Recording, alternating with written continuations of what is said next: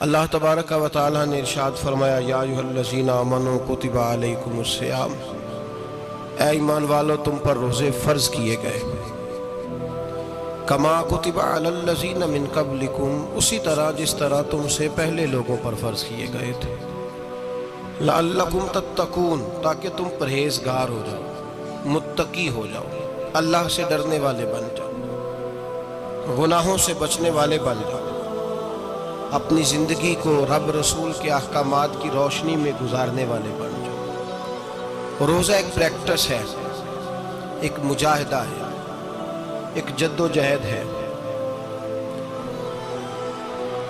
جد و جہد کس چیز کی؟ اللہ کی رضا کے مطابق اپنے آپ کو ڈھالنے کی جد و جہد۔ صوم کا لغوی معنی ہوتا ہے رک جانا، حلال رزق سامنے پڑا ہے، حلال مشروب سامنے پڑا ہے، حلال رشتہ بیوی کا موجود ہے، لیکن ان سب چیزوں سے حالت روزہ میں رکنا، اللہ کی رضا کے لیے رکنا، اس کا نام روزہ ہے۔ صوم کا معنی رکنے کے ہیں، پرہیز کرنے کے ہیں، بچنے کے ہیں۔ ہر چیز موجود ہے لیکن اللہ کا حکم نہیں ہے تو لہٰذا کھا نہیں سکتے۔ تو رب فرماتے جب جائز چیز ہے تو میری مرضی کے بغیر میرے حکم کے نہیں کھا سکتا، تو نے رکنا ہے تو حرام کیسے کھا لیتا ہے؟ جائز چیز کے لیے تجھے حکم ہے، میں کہوں تو کھائے گا، میں کہوں تو نہیں کھائے گا۔ میں نے حکم دے دیا جائز ہے، روٹی ہے، کھانا ہے، گوشت ہے، تیری فریج میں پڑا سارا کچھ، تو با اختیار ہے، منہ میں دانت بھی ہیں، ہضم کرنے کو ہاضمہ بھی ہے، بھوک کی شدت بھی ہے، پر میری اجازت کے بغیر تو کھا سکتا۔ روزہ رکھ لیا، تجھے حکم نہیں کہ تو کھائے۔ جب جائز چیز میری مرضی کے بغیر نہیں کھا سکتا تو ناجائز کیسے کھائے گا؟ میرے نبی پاک علیہ الصلوۃ والسلام نے اپنے خوبصورت الفاظ کے اندر اس مفہوم کو بیان فرمایا۔ محبوب پاک صلی اللہ علیہ وسلم فرماتے جس نے جھوٹ نہیں چھوڑا، غیبت نہیں چھوڑی، برائی نہیں چھوڑی، اللہ کو اس کے بھوکے پیاسے رہنے کی کوئی ضرورت نہیں۔ وہ کاہے کا رکا ہے؟ جب کوئی کام تو اس نے اللہ کی رضا والا کیا نہیں۔ روزہ رکھ کے دغا کر رہا ہے، روزہ رکھ کے جھوٹ بول رہا ہے، روزہ رکھ کے کم ماپ رہا ہے، تول رہا ہے، دھوکہ دے رہا ہے، رشوت لے رہا ہے، فراڈ کر رہا ہے، حرام کا مال اکٹھا کر کے کہتا ہے اس میں سے چلو 10 دیگیں بھی پکا دیں گے۔ وہ بھائی جو کام اللہ نے تجھے کرنے کو حکم دیا تھا، جب تو وہ بجا ہی نہیں لا رہا، مقصد روزہ ہی تو حاصل لعلکم تتقون۔ روزے کا مقصد یہ ہے کہ تو پرہیزگار ہو جائے۔ میرے نبی پاک علیہ الصلوۃ والسلام کی بارگاہ عالی مرتبت میں 2 عورتیں آئیں،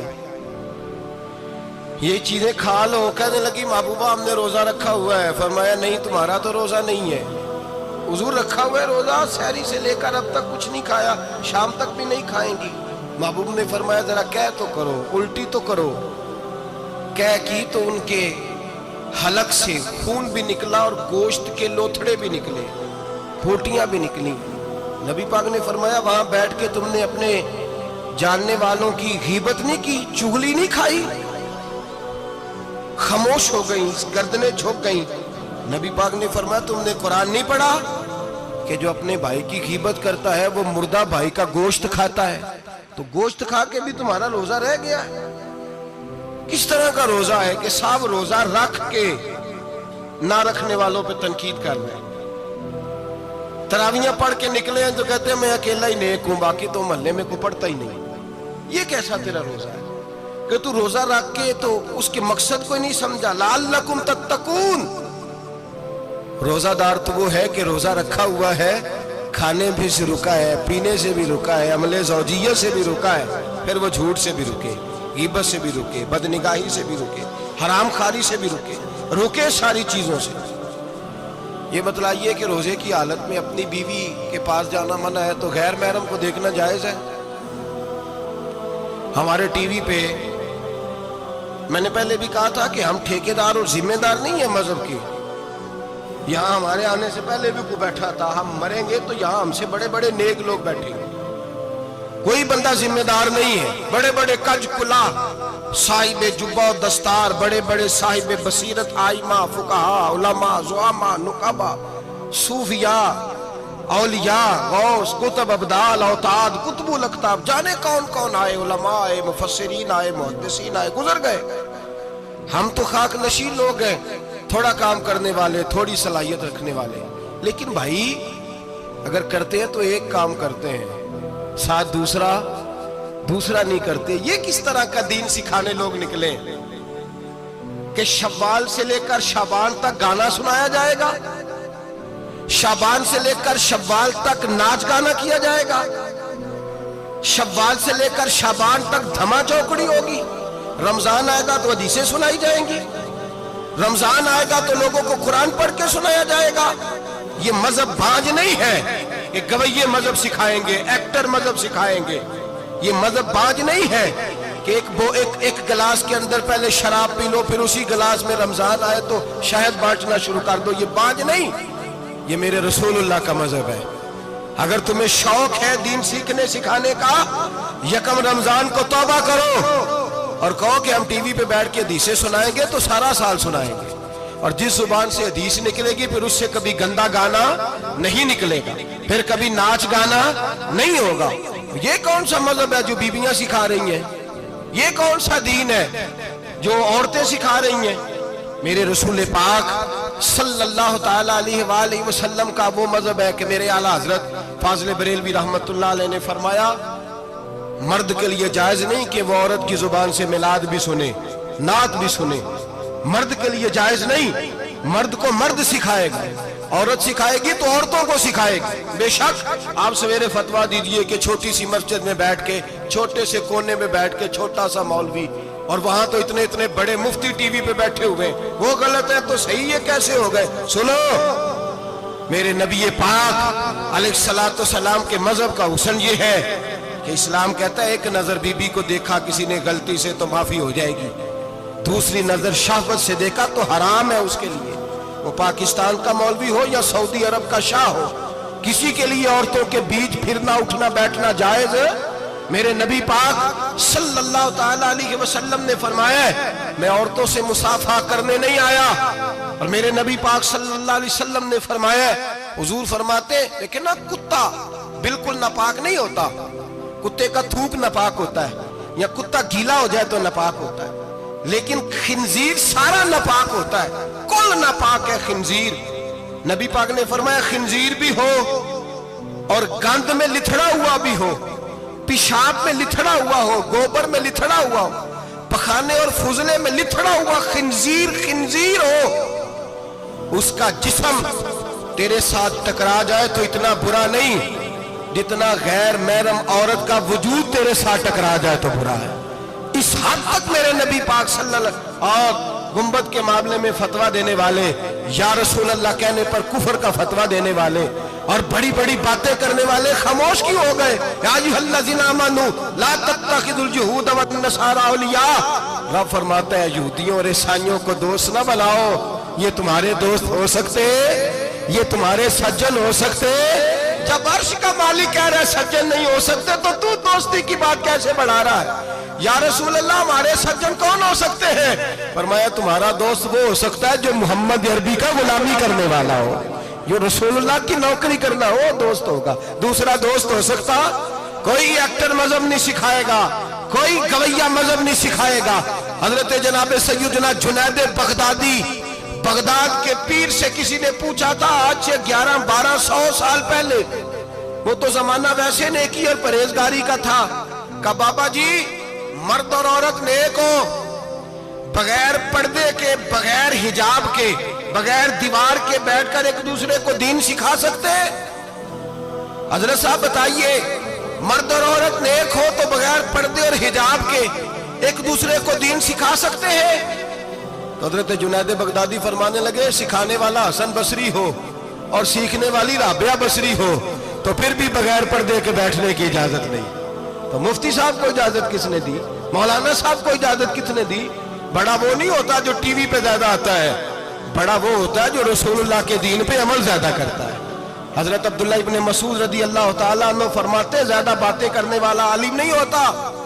حضور پھر عالم کون ہوتا ہے؟ فرمایا پڑھو قرآن، انما یخشی اللہ من عبادہ العلماء، فرمایا بڑا عالم وہ ہوتا ہے جو اللہ سے زیادہ ڈرتا ہے، اس لیے کہ رب فرماتا ہے میرے بندوں میں سے جو عالم وہ ہیں جو اللہ سے زیادہ ڈرتے ہیں، خوف رکھتے ہیں۔ تو میرے بھائی रमजान मुबारक में बचना है, परहेज का वक्त है, तो कोई शख्स भी कोई शो ना देखे, मेरी मिन्नत है आप हज़रात, कोई शो ना देखे।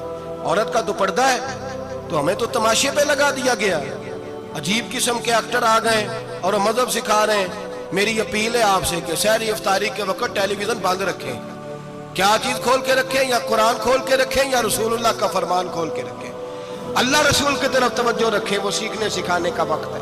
छोड़े गवैयों से दीन सीखा जाएगा। आप हमें कोई शिकवा नहीं, ये पक्की तौबा करें, सवेरे आए आके दीन सिखाएं। और मैं उनसे भी अपील करूंगा कि आओ दीन सिखाओ। हजरत फुज़ैल बिन अय्यास फरमाते हैं, मैं डाकू था, कभी कभी छुप छुपा के जुमा पढ़ा करता था, फिर मैंने तौबा की तो सच्ची तौबा की, फिर मैंने तौबा की तो रब को राजी करने वाली तौबा की, फिर मैंने तौबा की तो छोड़ी हर शय, गरीबों का लूटा हुआ माल वापस किया, जिसके पैसे न दे सका उसके घर में जाके उसकी भैंसों को चारा डाला, उसके ऊंटों की खिदमत की, मैंने कर्जे चुकाए। फरमाया मैं सच्ची तौबा करके मस्जिद आया, जिस खतीब के पीछे मैं जुमा पढ़ा करता था वो मेरे हाथ पे बैठ करके मुरीद हो गया। अल्लाह तबारक व तआला ने अपने बंदों के दिल मेरी तरफ फेर दिए, फिर तुम्हें उसमें इनाम देने की जरूरत नहीं पड़ेगी, फिर तुम कुटिया नशीन बन के भी दीन फैलाओगे तो अल्लाह उसमें तासीर पैदा फरमा देगा।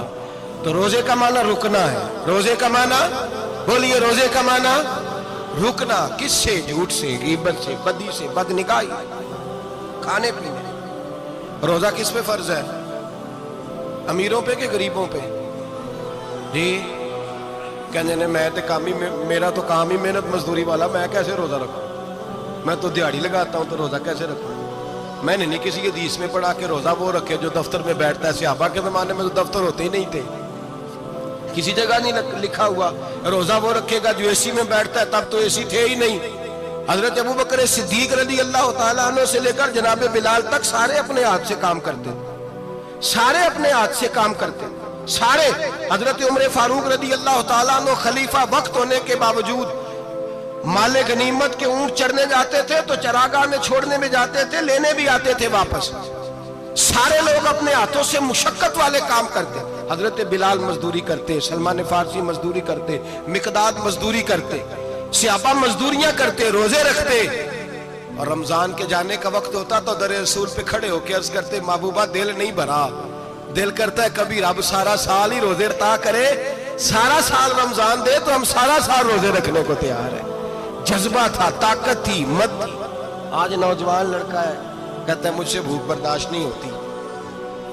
मेरे भाई रब बीमारी ला देना, अल्लाह से दुआ मांगे, अल्लाह शिफाए अता फरमाए, और दुआ करें अल्लाह आजमाए से महफूज फरमाए। आप यकीन करें, मैंने लोगों को देखा है, हलक से कतरा नहीं उतरता, खुराक की नाली लगी हुई है, आला ग़िज़ाएं पकी हुई पड़ी है। अर्श का मालिक कहता है मैं तेरे हलक से गुजरने नहीं दूंगा, कानून बन गया। मैंने देखा है ट्रिप पे लोग जिंदा है, बोतल लगी हुई है ग्लूकोज की, गुजारा चल रहा, आला ग़िज़ाएं पड़ी है, लाखों रुपया तिजोरी में पड़ा है। मालिक कहता है तू नहीं खा सकता, तो वो खाने नहीं देता, नहीं खाने देता। एक शख्स यूरोप के इलाके का, मैं किसी कालम नवीस का पढ़ रहा था, वो कहता मेरी खरबों में जायदाद है, लेकिन मेरे मैदे में ऐसी तकलीफ है कि मैं आटे को छान कर जो ऊपर से बूरा निकलता है सिर्फ वो खा सकता हूं, उसके अलावा मैं कायनात की कोई नेमत खा नहीं सकता। और मेरे भाई वो जब चाहे तो बड़े बड़े खाने खाने से तुझे रोक दे, तेरे दांत चबाने के काबिल ना रहे, जुबान निगलने के काबिल ना रहे, मैदा तेरा हजम करने के काबिल ना रहे, वो जब चाहे तो जो मर्जी कर ले। वो कहता चल तू मेरी मर्जी पे चल ना, एक महीना मेरे कहने पे ना खा, एक महीना मेरे कहने पे ना खा, तो या अल्लाह तू क्या करेगा? फरमाया सौमु तसहु, मेरे नबी पाक ने फरमाया तुम रोजे रखो, अल्लाह तुम्हें सेहत अता फरमा देगा, अल्लाह तंदुरुस्तियां दे देगा, शिफाएं दे देगा। तुम रोजे रखो, अल्लाह तुम्हें, सुभान अल्लाह, अल्लाह तुम्हें, अल्लाह ताकत देता है, हिम्मत देता है, अल्लाह हिम्मत देता है। मैंने देखा है, मैंने बुजुर्गों को देखा है, ज़ईफ लोगों को देखा है, कमजोर लोगों को देखा है, मैंने देखा है रोजे रखते हुए, मजदूरों को देखा है रोजे रखते हुए। मैं अपने अब्बा जी को कहता, अब्बा जी इतनी सख्त गर्मी और मजदूरी आप करते और मजदूरी के आलम में रोजा रखते, तो कहते पुत्र रोजा की आंदा है, रोजा कदों को जाता है, रोजा अपनी जगह ते वे मजदूरी अपनी जगह होते। اور کئی دفعہ مینوں فرمان لگے مینوں یار سمجھ کوئی نہیں لگتی پتہ نہیں روزیاں چ اللہ طاقت کتوں دے چڑھتا ہے اتنی زیادہ کام بھی زیادہ کریدا ہے تے روزہ بھی بھائی صوم تسخو میرے مصطفیٰ نے فرمایا تو روزہ رکھ اللہ تجھے صحت عطا فرما دے گا رب تعالیٰ تجھے یہاں ہوٹل کھلے ہوئے ہیں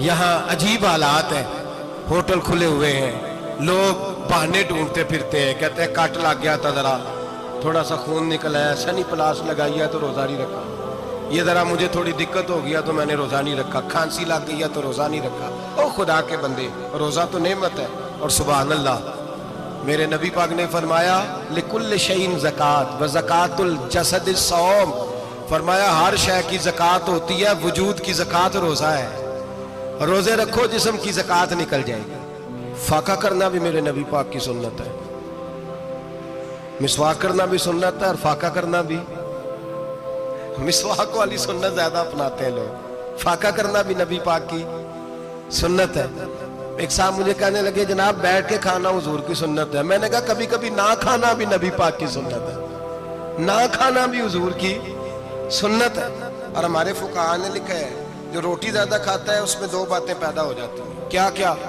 ایک بولتا زیادہ ہے دوسرا سوتا زیادہ ہے غافل ہو جاتا ہے فقہ اور حکیم اطباء ڈاکٹر کہتے ہیں کہ پیٹ خالی رہے نا جس آدمی کا اس کا حافظہ مضبوط ہوتا ہے اس کے ذہن کی گرہ کھلتی ہے زیادہ کھانے سے تو خماری چڑھتی ہے دماغ ڈھونڈتے پھرنا روٹی کدھر سے آج اچھی ہے گھر میں نہیں پکی تو ہوٹل چلے جانا کھانے کے سوا اور کام ہی کوئی نہیں اور صاحب میرے نبی پاک علیہ السلام نے فرمایا کافر 7 آنتوں سے کھاتا ہے 7 آنتوں سے اور فرمایا میرا مومن 1 آنت سے کھاتا ہے اس کے وجود میں کھانے والی 1 آنت ہے کافر 7 آنتوں سے کھاتا ہے فاقہ کشی سے نورانیت پیدا ہوتا ہے کم کھانا دیکھیں نا نبی پاک صلی اللہ علیہ وسلم نے اللہ سے فاقہ مانگ کے لیا ہے یا اللہ 1 وقت روٹی دے 1 وقت کا فاقہ دے مانگ کے لیا ہے نبی پاک مانگ کے حضرت ابو ہریرہ رضی اللہ تعالیٰ عنہ فرماتے ہیں بھوک زیادہ لگتی تھی نا جب مجھے تو میں حضرت عمر سے ابو بکر سے عثمان مولا علی سے کوئی مسئلہ پوچھ لیتا تھا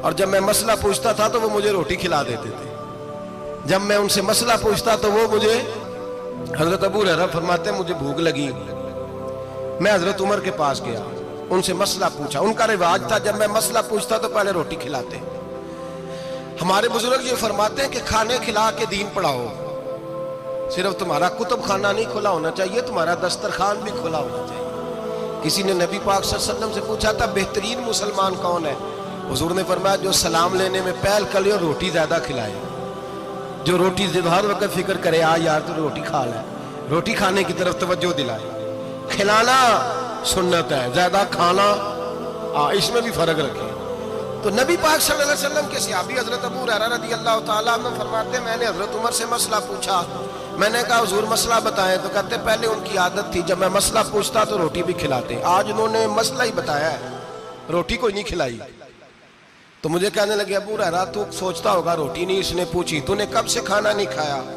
میں نے کہا صبح سے تو جناب عمر کہنے لگے میں نے کل صبح سے نہیں کھایا چل ابو بکر صدیق کے گھر مسئلہ پوچھتے ہیں کہتے جناب صدیق اکبر کے دروازے پہ گئے جا کر کے ان سے مسئلہ پوچھا ان کی بھی عادت تھی جب کوئی مسئلہ پوچھنے جاتے تو دسترخوان بچھا لیتے کہتے آؤ روٹی بھی کھلاتا ہوں مسئلے بھی بتاتا ہوں کہتے ہیں گئے تو انہوں نے بھی مسئلہ بتایا روٹی کوئی نہ پوچھی تو کہنے لگے عمر ابو ہریرہ تم لوگوں نے کل پرسوں سے نہیں نہ کھایا ہوگا اور ابو بکر کو 4 دن گزر گئے ہیں تھوڑا سا دودھ ملا ہے یا کھجور ملی ہے روٹی کوئی نہیں ملی چلو در رسول پہ چلتے ہیں آؤ حضور کی بارگاہ کہتے ہیں نبی پاک کی بارگاہ میں آئے حضور نے چہرے دیکھے کریم سے مسئلہ نہیں پوچھنا پڑا میرے مصطفیٰ کریم نے فرمایا بھوک لگی ہوئی ہے تم تینوں کو 3-4 دن ہو گئے اللہ کے رسول نے فرمایا مجھے پورا ہفتہ ہو گیا ہے سبب کچھ اور ہے جس کو تو خود سمجھتا ہے زوال بندہ مومن کا بے زری سے نہیں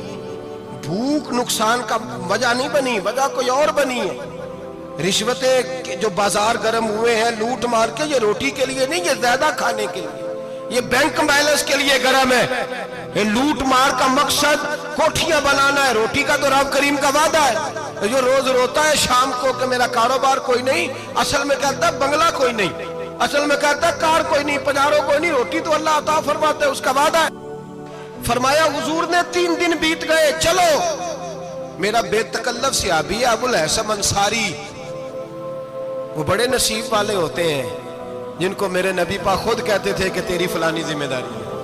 اس زمانے کا تو کسی کو کہہ دیا جائے تیری ذمہ داری ہے تو کہتا ہے یہ تو پھٹیکے ڈالنے لگ گیا، یہاں سے تو چھٹی کر جانی چاہیے۔ خوش ہوتے تھے صحابہ کہ ہماری ذمہ داری لگی۔ کہتے ہیں حضرت ابو الحسن انصاری کے گھر گئے، نبی پاک نے فرمایا بھوک بڑی لگی ہے، کھانا لاؤ۔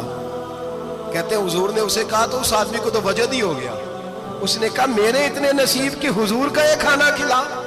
آؤ دیکھو دنیا والوں، آج جو سب سے زیادہ عزت والا ہے وہ میرا مہمان بنا ہوا ہے۔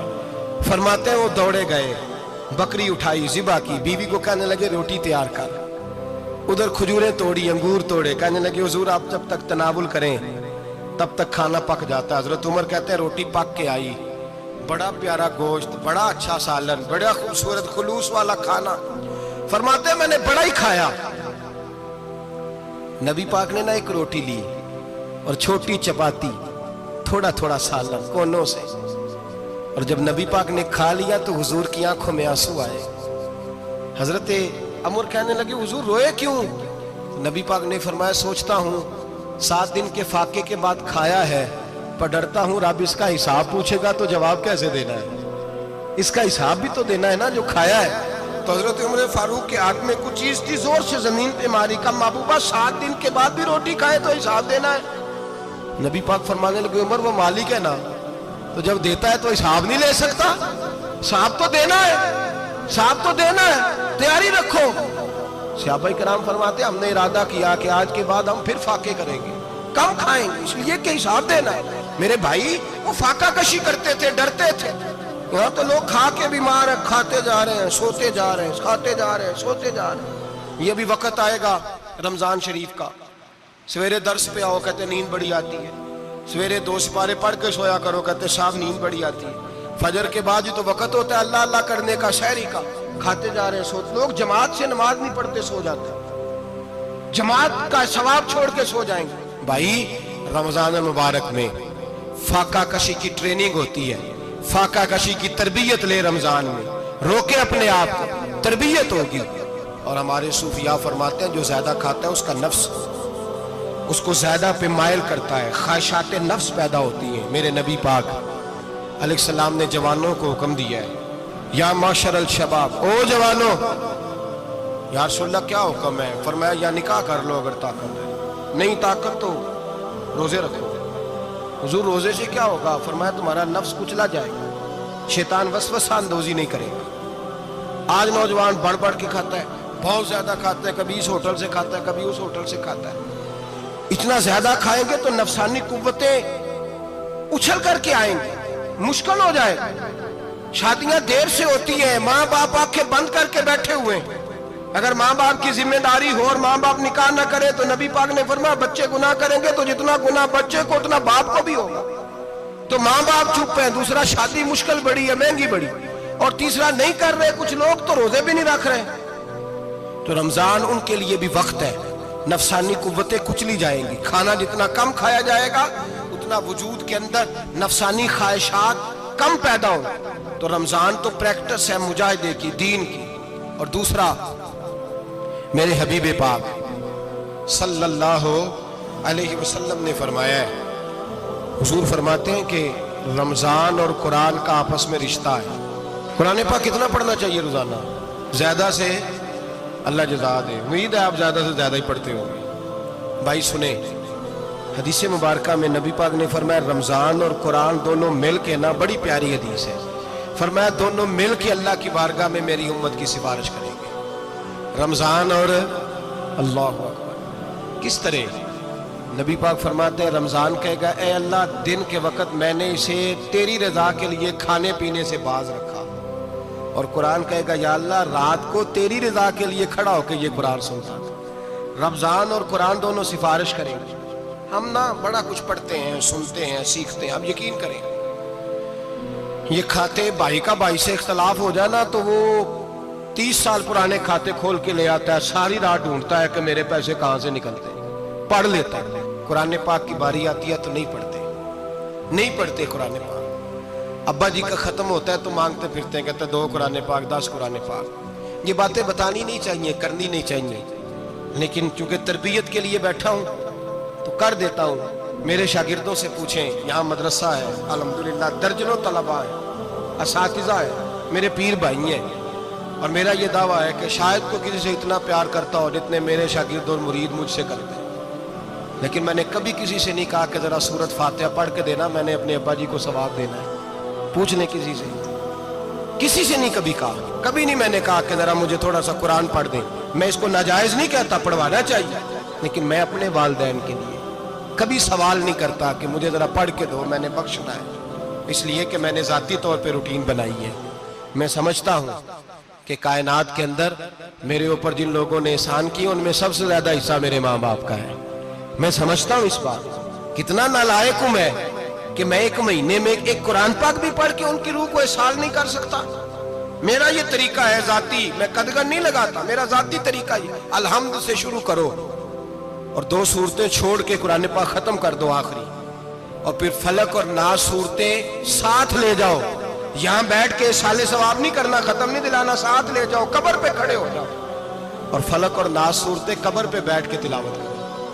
और जो कुरान मजीद पढ़ा है उनकी रूह को वहाँ एहसास करो।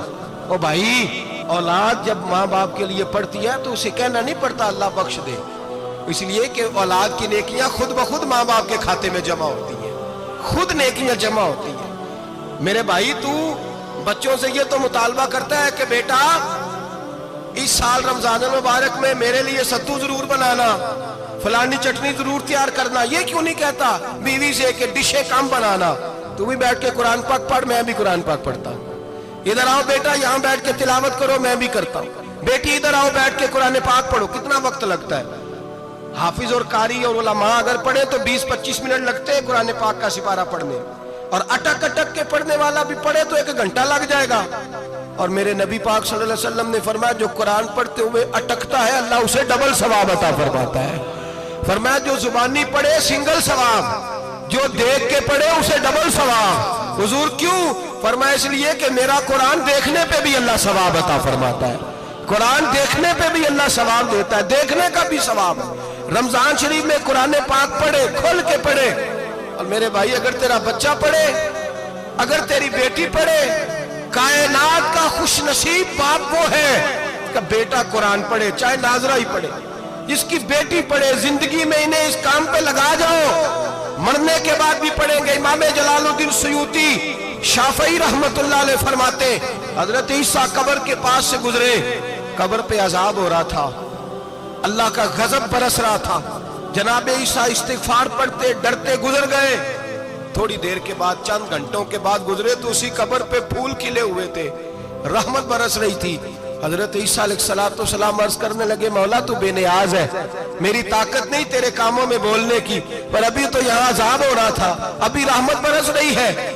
जनाब ईसा कहते हैं, आवाज़ खुदाबंदी आई, ईसा बंदा बड़ा गुनाहगार था, पापी था, मुजरम था, खताकार था, लेकिन जब इसका इंतकाल हुआ, इसकी बीवी हामला थी, उसके पेट में बच्चा था, बच्चा इसके इंतकाल के बाद पैदा हुआ। आज वो 4-4.5 साल का हुआ है, मकतब में गया है, मदरसा में गया है, उस्ताद ने बिस्मिल्लाह शरीफ पढ़ाई है। फरमाया, उसने तोतली जुबान से कहा है बिस्मिल्लाहिर्रहमानिर्रहीम का, ऐसा मुझे बतला इस जमीन पर वो मासूम जिसे अभी रहमान और रहीम कहना नहीं आता, वो तोतली जुबान से मुझे रहमान और रहीम कहे और मैं उसी जमीन पे उसके बाप को अजाब दूं। फरमाया, उसने एक बार रहमान और रहीम कहा है, मैंने उसकी बाप की कब्र को नूर से मामूर फरमा दिया है, नूर से भर दी है कब्र, बरकत से भर दी है। अल्लाह करे मेरे बेटे भी कुरान पढ़े, अल्लाह करे मेरी बेटियां भी कुरान पढ़े, अल्लाह करे हम सब की औलादे कुरान पाक पढ़े। देखे ना, इमाम आजम अबू हनीफा रमजान में 61 कुरान पाक पढ़ते थे। कितने? 60 टेक, अल्लाह अकबर। एक कुरान पाक दिन में पढ़ते पूरा, एक रात को पढ़ते, एक तरावी में पढ़ते। 61 कुरान पाक इमाम साहब पढ़ते। आप फरमाते, मैंने छोड़ दिए सारे वजीफे, मैं सिर्फ रसूलुल्लाह का कुरान पढ़ता हूँ। रमजान सारा कुरान पाक, सारा रमजान। अब तो आदत ही नहीं रही हमें कुरान पाक।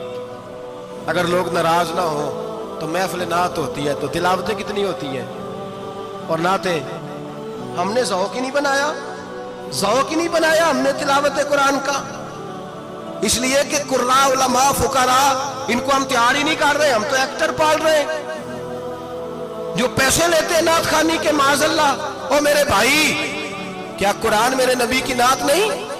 حضرت عائشہ صدیقہ رضی اللہ تعالیٰ عنہ کے پاس صحابہ گئے، کہنے لگے اماں جی ہمیں نبی پاک کا اخلاق بتلائیں۔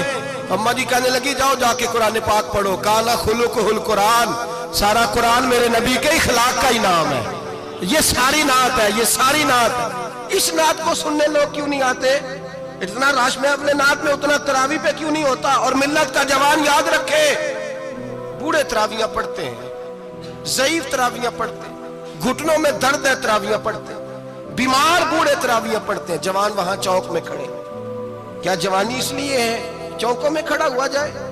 کیا جوانی اس لیے ہے کہ سعودی عرب جانے کے لیے پاسپورٹ بنانا ہو تو 2.5 گھنٹے کھڑا رہے تو؟ شناختی کارڈ کے دفتر تو کھڑا رہے، پروٹیکٹر کے لیے کھڑا رہے، کافروں کے سامنے کاسا لیسی کرنے کے لیے تو کھڑا رہے، تو نوکری پہ جائے تو ساری رات کھڑا رہے، اور تو قرآن کے لیے کھڑا نہیں ہوتا؟ میرے محبوب نے فرمایا من قام ایمانا و احتسابا غفر له ما تقدم من ذنبه، فرمایا جو رمضان المبارک میں اللہ کی رضا کے لیے گناہوں کی معافی کے ارادے سے قیام کرے گا، راتوں کو عبادت کرے گا، اللہ اس کے پچھلے سارے گناہ معاف فرما دے گا۔ نوجوان ارادہ کریں، پروگرام بنائیں کہ انشاءاللہ قرآن پڑھنا بھی ہے، قرآن پڑھوانا بھی ہے، سننا بھی ہے، اور انشاءاللہ بولیے سننا بھی ہے اور پڑھنا بھی ہے اور پڑھانا بھی۔ ہمت کریں، دلیری کریں، آکے کھڑے تو ہو، اللہ توفیق عطا کرے گا۔ پہلی بات یہ کہ روزہ رکھیں، دوسری بات یہ کہ قرآن پاک کی تلاوت کریں، اور روزہ رکھیں تو روزے کے سارے حسن سمیت اسے رکھیں۔ نبی پاک نے فرمایا رمضان غمخاری کا مہینہ ہے، غمخاری کریں۔ ہمارے زمانے میں 2 قسم کی تکلیفیں ہیں، ایک تو غریب آدمی، اس کا حال یہ ہے کہ وہ مانگتے ہی گزارا کرنا چاہتا ہے، اس نے ہاتھ یوں کر لیا ہے تو اب اس کا یوں ہونے کو تیار نہیں۔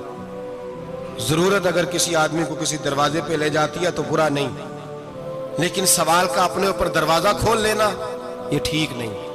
فاقہ کشی پیدا کریں، حوصلہ پیدا کریں، تھوڑے پہ گزارا کرنا سیکھیں۔ غریبوں کو بھی اجازت نہیں کہ وہ نکل کھڑے ہوں میدان میں مانگنے کے لیے، ٹولیاں نکلتی ہیں رمضان میں، جتھے نکلتے ہیں خیرات کٹھی کرنے، بچیں۔ میرے نبی پاک صلی اللہ علیہ وسلم نے فرمایا جس نے بغیر ضرورت کے سوال کیا، جب قیامت کے دن آئے گا تو اس کے چہرے کے اوپر گوشت نہیں ہوگا، صرف ڈھانچہ ہی ہوگا۔ اتنی بھیانک صورت میں آئے، بغیر اشد ضرورت کے سوال نہ کر، کبھی سوال نہ کر۔ اور امیروں سے گزارش ہے کہ رمضان ہمدردی کا مہینہ ہے، ہمدردی کریں تو سامنے والے کی عزت کا بھی خیال کریں۔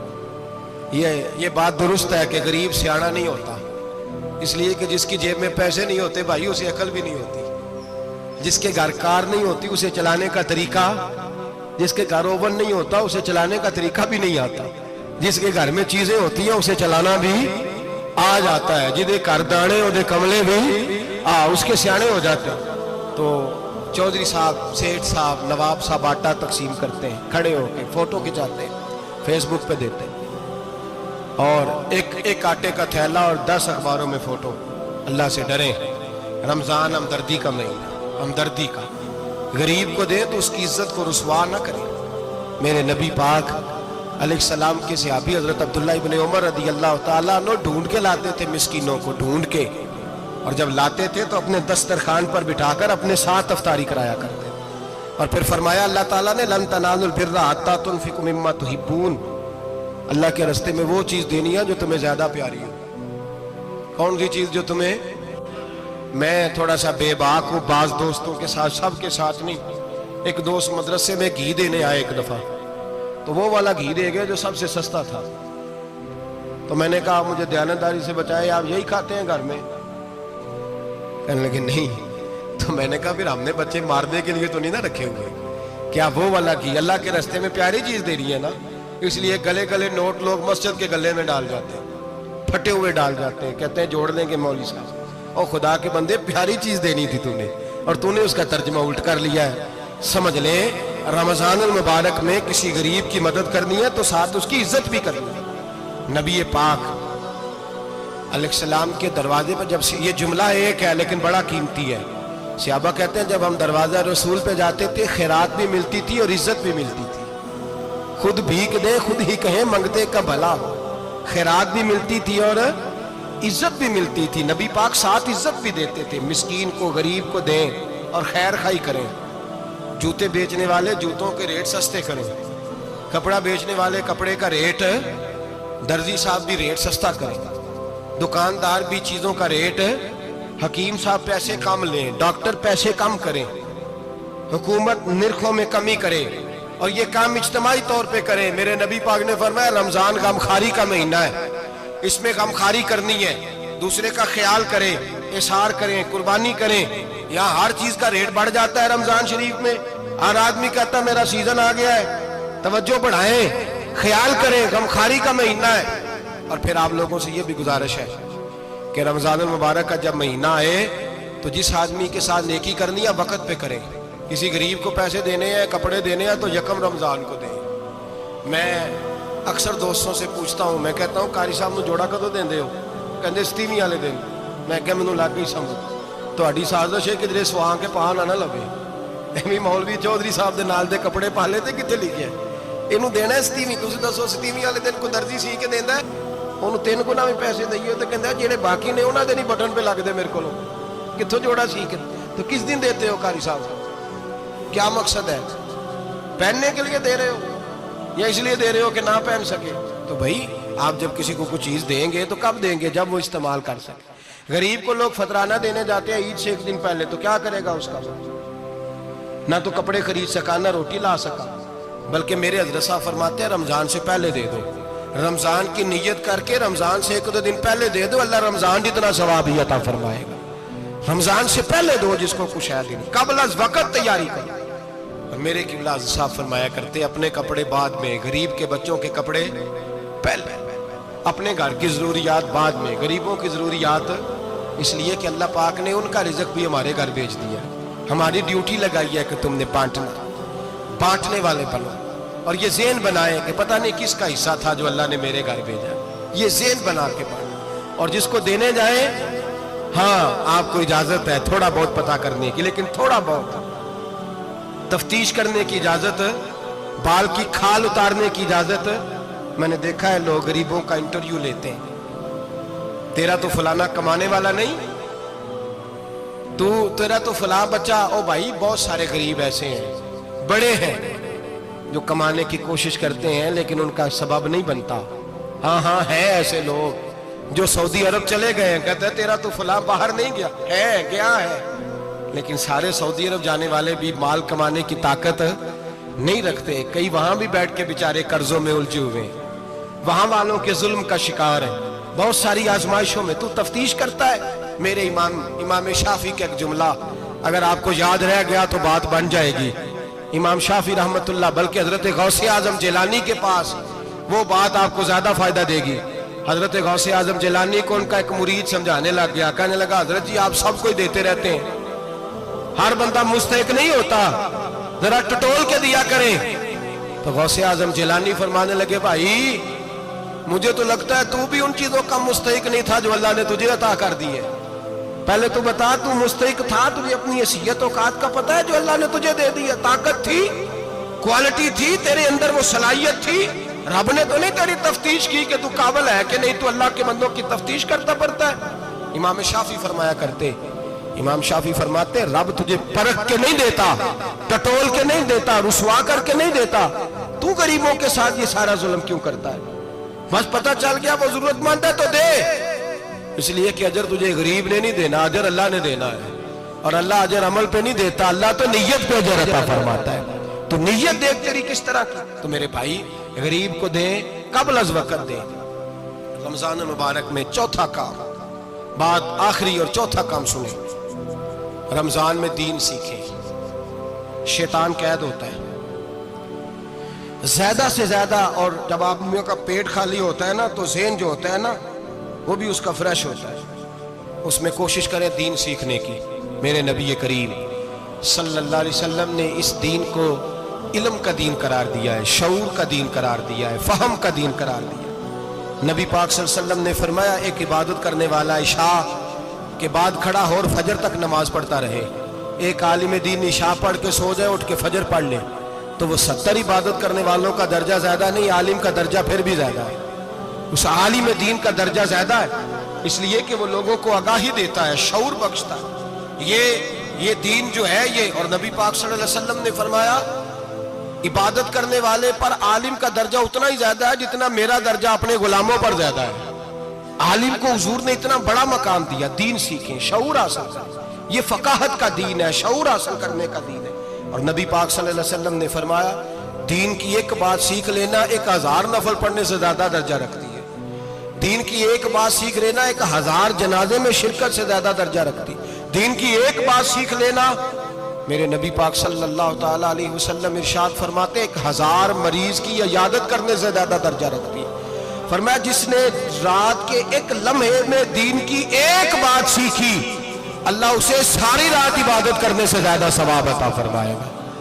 میرے ارشاد فرمایا کرتے جب سیکھنے والے کو یہ ثواب ملے گا تو بتائیے سکھانے والے کو کتنا ثواب ملے، اسے اللہ کتنا درد۔ رمضان آ رہا ہے، شیطان قید ہے، دین پھیلانے کی کوشش کریں، جد و جہد کریں۔ بڑی نیند آتی ہے فجر پڑھ کے، لیکن اگر کسی کا ارادہ بن جائے کہ دین سیکھنا بھی ہے اور دین بچوں کو، تو پھر کوئی نیند غلبہ۔ ایک مثال ایک عالم نے سمجھائی، کوئی بزرگ تھے درویش عالم، ان کے پاس ایک عورت آئی، کہنے لگی میں بچوں کو سویرے بڑا جگاتی ہوں، بچے جاگتے نہیں نماز کے لیے۔ بڑا عجیب جواب دیا بزرگوں نے، درویش نے، عالم نے، کہنے لگے بی بی کیوں نہیں جاگتے، جگایا کر، بیدار کیا کر، اٹھایا کر۔ کہنے لگی بڑی جدوجہد کرتی ہوں، اٹھتے نہیں، بیدار نہیں ہوتے۔ اللہ والے تھے نا۔ کہنے لگے یہ بتا اگر اس کمرے میں آگ لگ جائے تو پھر بچوں کو کیسے بیدار کرے گی، آگ سے بچانے کے لیے کیا کرے گی؟ پھر تو بالوں سے پکڑ بھی گھسیٹنا پڑا تو گھسیٹ کے کمرے سے لاؤں گی، پھر تو چوٹیں لگتی ہیں تو لگ جائے، پھر میں پرواہ نہیں کروں گی۔ آپ فرمانے لگے یوں سمجھ لے جہنم کی آگ جل رہی ہے، اگر تیرے بچے نے نماز نہ پڑھی تو آگ لگ جائے گی، اگر اس نے عبادت نہ کی تو اسے آگ، اب جیسے بھی تجھے اٹھانا پڑتا ہے اٹھا گھسیٹ کے باہر لا، لیکن اس کی نماز قضا۔ نیند بڑی آ رہی ہے سویرے، لیکن اگر دین نہ سیکھا تو مشکل ہو جائے گی۔ جیسے بھی اپنے آپ کو جگانا چاہیے، ہمت کرنی چاہیے، دلیری کرنی چاہیے۔ ہمیشہ مدحت خیر الانام میں گزرے، دعا ہے یہ عمر درود و سلام میں گزرے۔ آخر